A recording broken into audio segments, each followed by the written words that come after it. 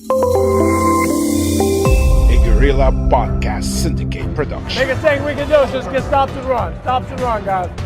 Push, push, push every time. Keep moving, keep moving. Extra session with Kiko Malicdem tackles everything about the world of sports, especially the one close to the host's heart, basketball. Updates, discussion, clarification, name it. Extra session has it. Extra session with Kiko Malicdem. Rebound favors battles and gets it away from Bob Mote out the hill for three. Bingo. A party in this building, don't they? Okay, good day, ladies and gentlemen. Welcome to another episode of Extra Session with Kiko Malicdem here in Guerilla Podcast Syndicate-Philippines. Today is episode 9, and we are very lucky to have with us one of the efficient reinforcement during the 1990s. He played for Pepsi Mega, for Lucia, and the Purefoods franchise, and was dubbed as Mr. Triple Double. And note, he is the only import other than the great Bobby Parks to win the Best Import Award more than once in that said decade. Ladies and gentlemen, without further ado, Mr. Ken Redfield. Thanks for having me. So, Ken, good day. So it's been a while since we heard something from you. Just like your play, you've been quiet but efficient. What's keeping you busy nowadays? The kids and family, travel baseball, travel basketball. I have a 13U and a 9U basketball team, and my 9-year-old plays on the travel baseball team. So I'm traveling a lot with them. Just working and, trying to coach the younger kids, get up to some Michigan State basketball games, football games, just living life. Yeah. So you first played in the Philippines, correct me if I'm wrong, 1992-93, and quickly established yourself as one of the best imports. What made you decide to come to the PBA, especially that you have an impressive basketball resume? You could have played in other countries. Well, I'd heard the Philippines was a good league. It kind of mirrored the NBA, so all of the rules were pretty much the same. A lot of great American players and foreign players played in the Philippines. So we knew about it. I knew about it before going over, that I had to bring my A game because the players in the Philippines, they, a lot of the country slept on the Philippine players. And it was a great league. I knew it going in, so I had to bring my A game. So, the reason why I went was to get into conditioning, to try to get, another shot at the NBA. The months in which the PBA was going on was perfect for me. But once I got once I landed and got my feet wet and everything, I just wanted to keep coming back. I said, and I see. So you were known as a defensive player during your time in MSU in Michigan State. Now, correct. In the PBA, you were this all-around guy. What was the adjustment you made when you came aboard? I don't think it was a big adjustment for me. Those were the things that I could do. But for what Michigan State needed and for us to be successful, I had to be the leader on the defensive side of the ball. I could always score. I can always pass, those type of things, but they weren't as needed because I had a superstar on my team, Steve Smith, as everybody knows. Yeah. So the offensive burden wasn't on my shoulders, so I had to pick up on the defensive end. And, it worked out for us. Like I said, I had to sacrifice my offense in order for us to win. What was your fondest memory of the PBA? Oh man, we need a grocery list for that. I tell you, people ask me to this day, what was the best country and your most favorite country to play in? The first country I say is the Philippines. I mean, we as Americans, we're treated. You go to a Division I college here in the States, you're known. You make it to the NBA, you're known unless you're a superstar. You're just an average player. But in the PBA, you're a rock star. Once you get off the plane, you have fans already greeting you at the airport. We couldn't go out that much. We went to the mega mall. We had a big crowd around us. We were treated like celebrities. And, for any athlete, for their ego, that's great. And as far as memories, my biggest memories are playing with all the players that I played with and playing against the players that I played with, the Alan K. Dicks, the Abbott Kings, the older guys, the Alvin Patrimonios, the Jerry Cordneras, Benji Paras, Manzano, Alvarentos, all these guys, it was Jojo Lastimos. I can keep going, Sam Boy Lim. I can name every player that I played against or played with, and it was a great experience because they welcomed me. A lot of times the Americans would come over, the import would come over, and they couldn't mesh with the Filipino players. But I was able to do that right off the plane. They were all great teammates to me, and I tried to be a great teammate to them. So as far as memories, for me, the biggest honor, okay, I was the best import a couple of times. I won a championship or two, whatever.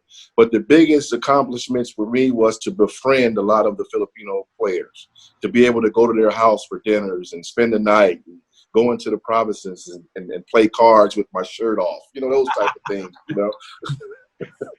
So I had great memories, man. Their imports are usually on the spotlight.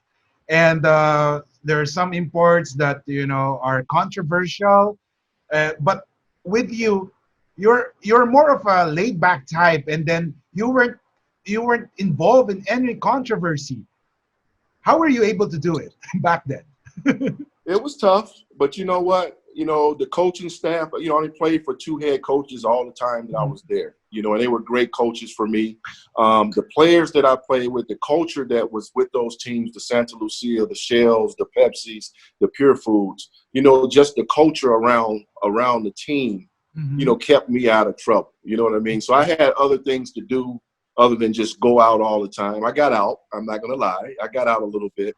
But for the most part, it was kind of a family type of atmosphere for us. And, that helped my family adjust to the Philippines and everything. And I just kind of embraced the culture, man. And, I've seen a lot of things in my life, so some of those things I knew how to stay away from, I see. Now it was tough. You had several stints in the PBA, and like what I said, 2 of them with you leading your team to the finals. And it's kind of weird because we were accustomed to seeing imports scoring big, but with you were not looking to score that much. What was the formula for you to become a successful reinforcement in the league? I learned right away that the heat in the Philippines was nothing nice, number one. So conditioning was very, very important. Yes. So what I tried to do in every game was make sure my teammates got involved early, and I got them the ball as much as possible to help them get along. And the last 4 or 5 minutes of the game, I was still fresh enough to close it out. Yeah. That was my formula for 4 years, man. Yeah, I remember that, especially when you won the championship with Purefoods. You were not scoring in the first 3 quarters, but in the last quarter, man, he was hitting his 3-point shots right here and then, against Alaska, if I'm not mistaken. Right. I guess that was game 5 or game 4 or 5. 5, yeah. Yeah. Man, that's your formula of success, You try to pace yourself. Right, pace myself. And, and I was blessed to have good teammates, some very, very good players in the PBA, the Alvin Patrimonios, the Benji Barrases, and so forth, I knew that they could score whenever they wanted to score. So I wanted to make sure they were involved early in the game, to kind of get us through the first 3 quarters and then try to take the game over down the stretch. Because if you ever noticed, a lot of the Americans or the imports that would come in, they would try to go full blast for the first 3 quarters, and you couldn't find them in the 4th quarter because they were tired. Yeah. What was your biggest disappointment playing in the PBA? My biggest disappointment was not winning the championship for Ronnie Manzano and for Benji. We made it to the finals against Alaska. We lost in 7 games. We should have won. And, I really wanted to win that one. And, like for them, I really wanted to win a championship for them and for the coach. I see. But that was a memorable one because every time you try to look for Ken Redfield in Google, the first thing that, that appears is that game-winning 3-point heave in the semifinals. against Oh, Ginebra. against Ginebra? Yeah. That was something that people would still remember, especially for Ginebra fans. Yes. It's Yes. something like this, as you can see on the screen right now. Yeah. That on the lower left, that was when you made the 3-point shot, and then of Yeah. course Yeah, a lot of people were upset about that one. yeah, because they were actually eyeing for an Ginebra Alaska finals, if I'm not mistaken. Yeah, we spoiled that party. And of course, you had a son who's playing basketball right now. Well, by the way, Yes. to him, I got in touch with you. You saw how the game evolved from time you played to the present. What was the difference between the game before and now? I think the physicality of the game. You can't really touch people as like you could back in the day.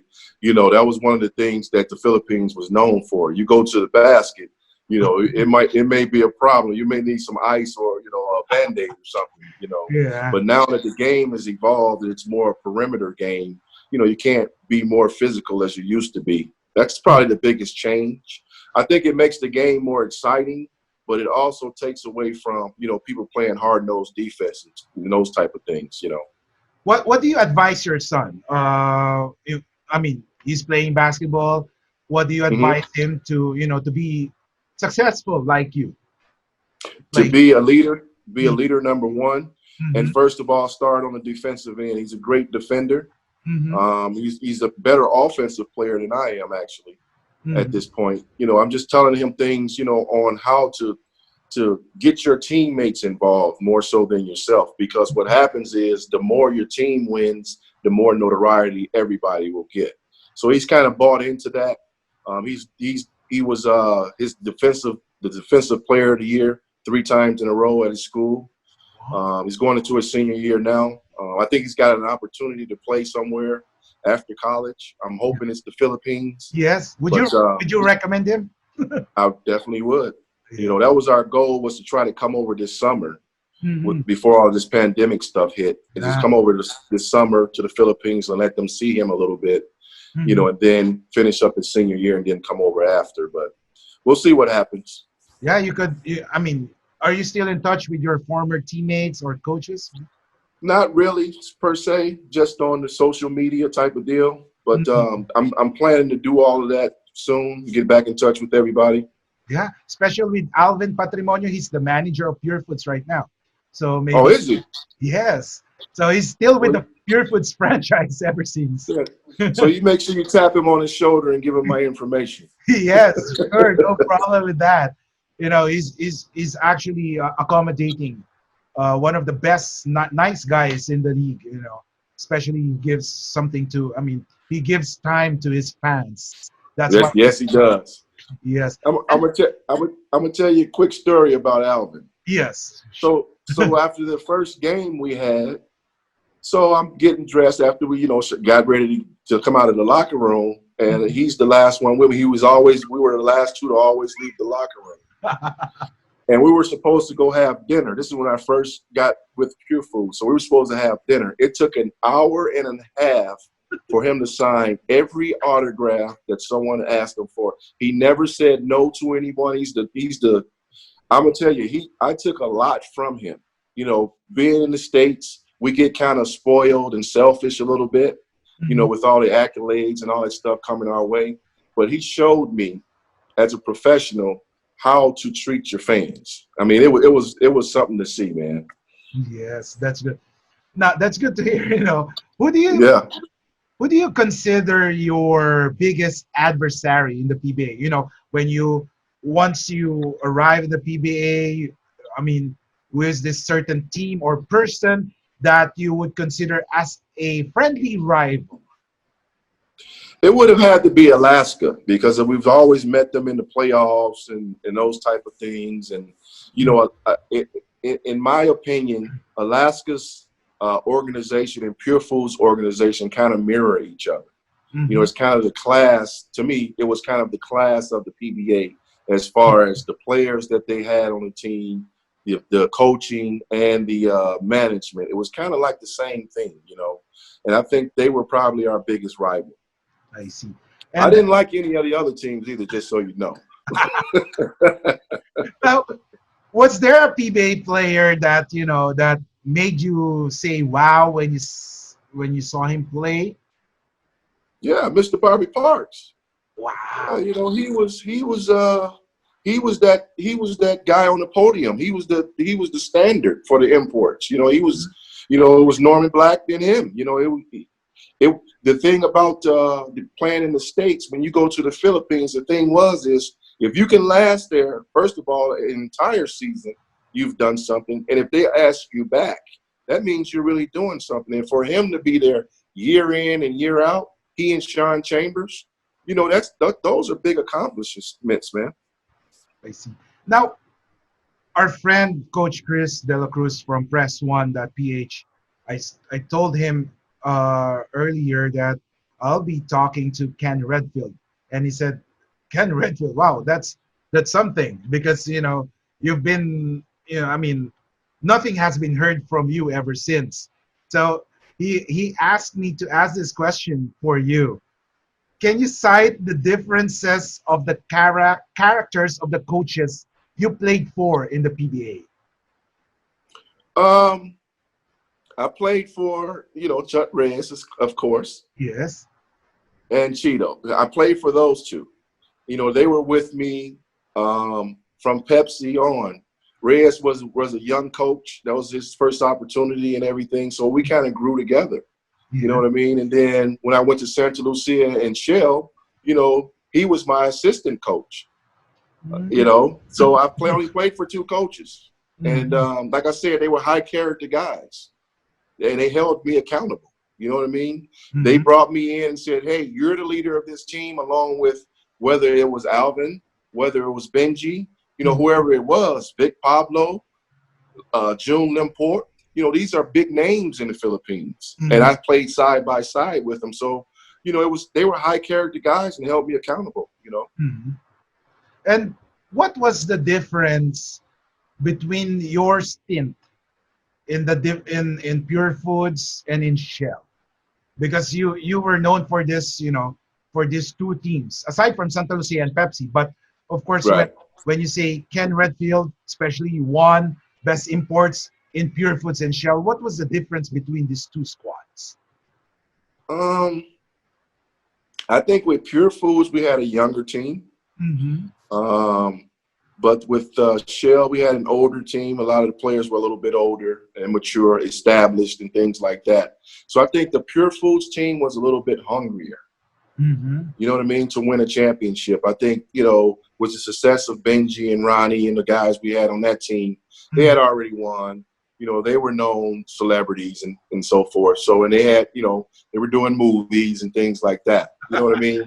So it was kind of like that Bulls team with Rodman type of deal. It was a rock star type of deal. But with Purefoods, it was more of grind it out. We got to come to work with our lunch pail and our hard hats every day in order to get to where we need to be. With Shell, it was we knew we were going to get there somehow, some way. We were just waiting on everybody to figure out when they wanted to get going. I see. So I did check on some backgrounds here. So basically, you started playing in the PBA in 1993 for the Commissioners Governor's Cup. Governor's Cup, right? Pepsi Mega, and then you came back in 1994 for Purefoods, and then also in 1995 for Purefoods, and then 1996 again for the Shell. 1997 for Santa Lucia and 1998 for Purefoods. Man, that's almost 5 years of great years. Yeah. I would do the Philippines in the summer, and then go to Europe for the fall and winter, and come right back to the Philippines. I played 5 straight years, year round. Yes. And what was the incident that made you decide, hey, I have to retire, something like that? When did you retire? My 2000, I think it was 2001. I ended up retiring a few years after the Philippines. I went down to Brazil My wife was actually pregnant at the time with my oldest son, with KJ, in the Philippines. Okay. And so when we got back, I had my son, and I said once he started first grade that I would stop playing basketball. So about 2001, 2002, I retired. My last place I played was down in Brazil. I see. Was it hard? Because, of course, all throughout your life, you were playing basketball. And then I believe you were still at your peak, or you can still play basketball. You still have some juice left. And then all of a sudden you decide to quit. Was it hard? The decision wasn't hard, but once I made the decision, a few months after that, I got kind of antsy to play again. So the quick story on that is I retired. I took a management position with Airborne Express. And a month into my, starting my career working, I got a call from Brazil. So I went back to Brazil. I just left my job and went back. But then when I got down there, and after a couple of months of being there, I really felt like, this was the time to go ahead and retire. I see. And in the PBA, you wore jersey number 3 or 35. Care to share the story behind those numbers? Because I'm sure you wore 33, but then suddenly there was one conference where you wore 35. What was the story on that? Well, 35 35 wasn't a number that I chose. It was a number that was given to me because I was a young peon coming into the PBA. So Pepsi just gave me a jersey and said, "Here, go out and play." Once I got established, I liked the number 3. Just to take away the 5, I just always liked number 3 anyway. Allen Iverson fan, that type of thing. But I really wanted 32. 32 was always taken with established players in the PBA. So I just stuck with number 3. I see. And then what advice can you give to someone who would want to be a basketball player like you?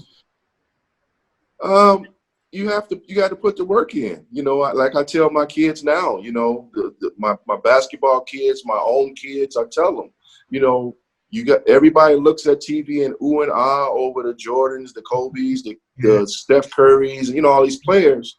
But what you're not looking at is the work that they put in to be great.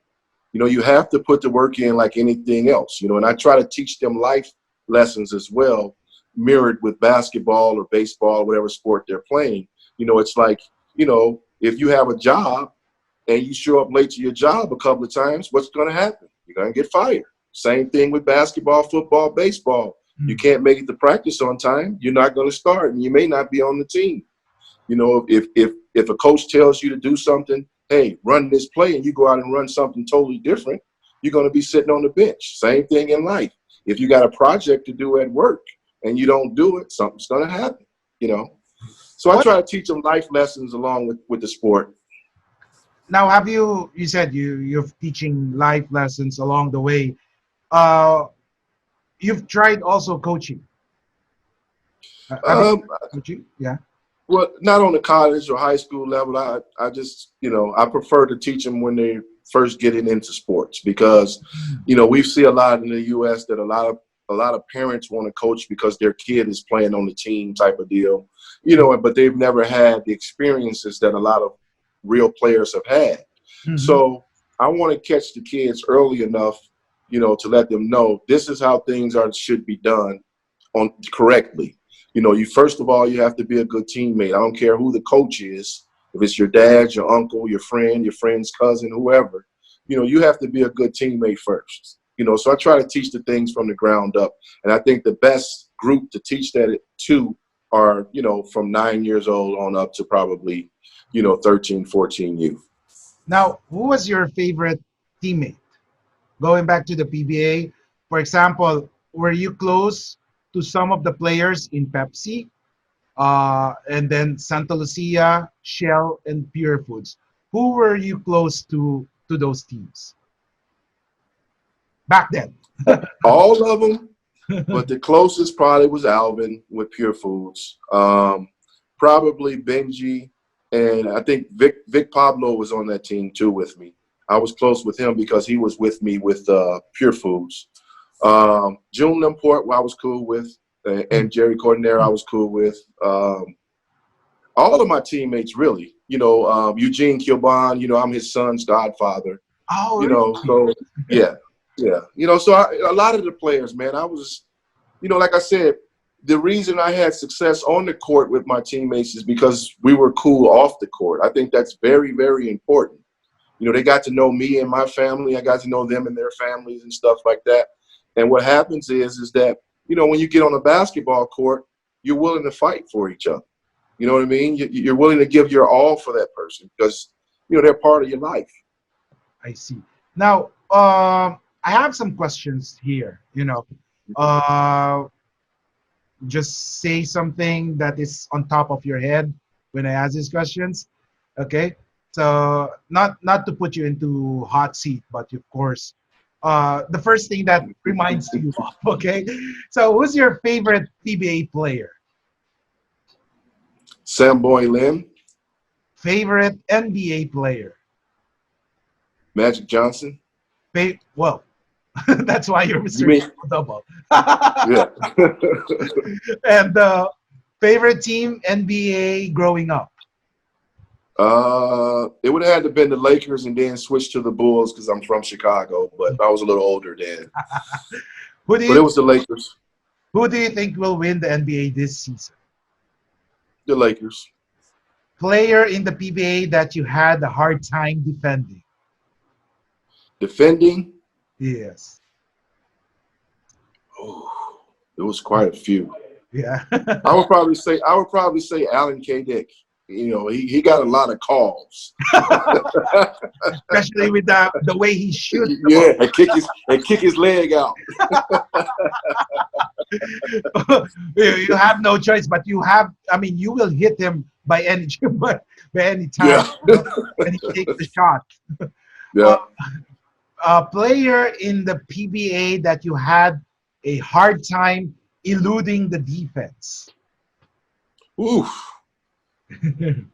That would have been the Swift defense. They played a good. That was a time they were called Swift, so I guess it would have been Alaska Swift. They had a design for me, know. The Yang Tim Cone. Yeah, Tim Cone had a design for me, and he told me too. Tim Cone actually. Tim Cone was able to coach Purefoods, and then was he? Yes, and he won a Grand Slam in Purefoods also. Wow. So really? until now he's coaching, but now he's coaching Ginebra. Oh boy. Along with Norman Black is still coaching right now. I am sure you're still familiar with him. Yeah. Is he still with San Miguel or? Oh no, he's with Meralco already. Okay.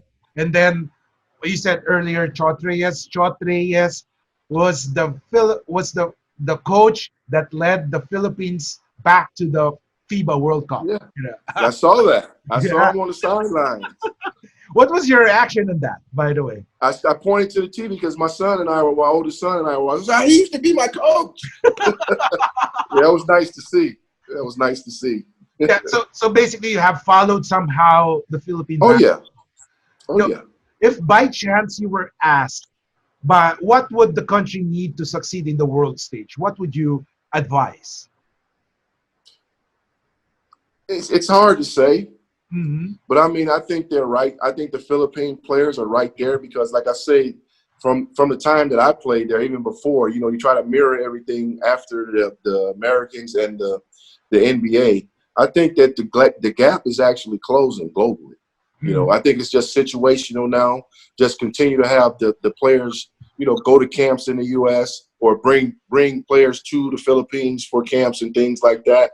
And it's just the experience of it. That's all. I think back in the day, it was more of a starstruck type of thing. Or we're playing against France or we're playing against, wherever. I think now because a lot of Americans come over to the Philippines and do a lot of things, a lot of Phil-Ams and things like that, I think the gap's closed. And it's just a matter of time. Now, now this is kind of hot topic in the Philippines right now. For example, would you recommend a foreign coach to head the Philippine team, or would a Filipino coach be okay already? Chot Reyes. Just shot. Seriously, period. Yeah. I think he has the temperament with the Filipino players, and if they were to have some import players along that line, he can do it. If anybody can do it, he can do it. Okay, so it means you have to unretire Chotres and go back and let him Yeah. back to the. Or at least have him on the staff. I see. I think he understands global basketball really well. I see. And then what was the worst injury you had? My back.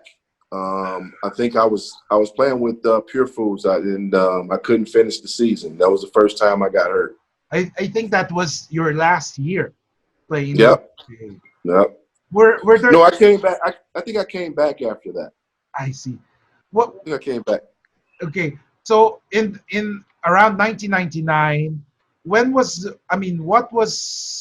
were there any other teams that tried to recruit you back to play in the PBA? No, I don't think so. I think that was the end of it. And I think they knew that I wasn't trying to bounce around to different organizations and different teams. That just isn't my style. You know, I like to play. Of course, I wanted to play in these type of things, but you know, I fell in love with my coaches and the players that I played with. I didn't want to go to any other new organizations and start over. I see. And then another question is, I'm pretty sure that you would answer this. If you were to choose, would you rather be a good defender or a good scorer? A good defender. Okay. Defense travels. You know what I mean? You can always play defense. You can win a game playing defense. I see. You know, if I can score a little bit, if the game's 21 and I hold you to 20, I win, right? Yeah. But that's the mentality of a defender.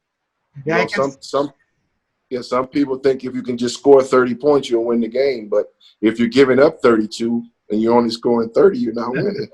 I can still remember games before. In the fourth quarter, you have only scored 10 points. But then when we look at the scoreboard, man, Kent's team is winning. How could that be? That's because I try to keep my teammates involved. Yes. You know? And what was your reaction when the people, dubbed you as Mr. Triple Double?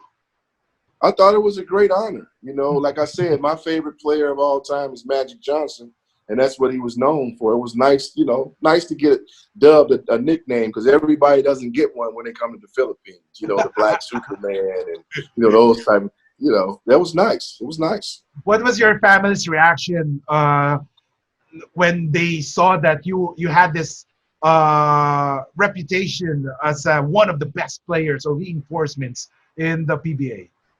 Oh, especially American players, once they stepped off the plane, they couldn't wait to play me because, I was that standard. They probably thought they were better than me or whatever, and they may have been. But like I said, my main thing was to use my teammates around me in order for all of us to be good, And the problem that you saw, it, and to this day, the imports come in, they try to get 50 points a night, but are they winning? I see. Now, if we were to check your gym bag when you were still playing, what things are we going to see that will shock or surprise us? Tiger Bomb. Because of the muscle pain? Oh, yeah. I had that. I had a case of that. That's about it. I had some favorite shorts that I always wore I had some Michigan State shorts that I always wore under my uniform, So you had some rituals, Yeah. Oh, yeah. Care to share Superstitions.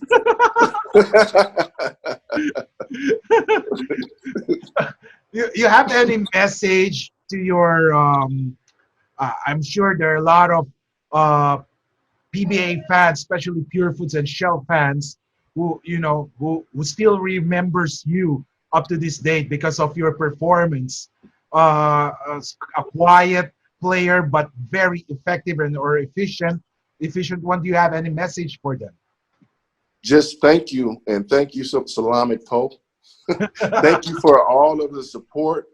and to this day, I may be somewhere, it might be a sporting event or something like that, and someone will walk up to me and be like, "Hey, you're Mr. Triple Double, Kenny Redfield," or something like that. Or I may hear someone speaking Tagalog, and I'll say, "Hey, you're from the Philippines," and they'll say, "Yeah." I say, "Yeah, I played in the PBA." I was proud of that, and I'm still proud of that to this day. I think, to the fans, I really, really, me, my family, we truly appreciate all the support, the fanfare, all of that, through the good and bad, because a lot of times, fans will turn on you if you're not winning or if things don't go your way. But the fans that were behind me and my teammates, they stayed behind us through thick and thin, and I truly, truly appreciate it from the bottom of my heart. Okay. And Kenny, this is a great privilege for us, especially that, it's been a long while since the Philippines have heard from you.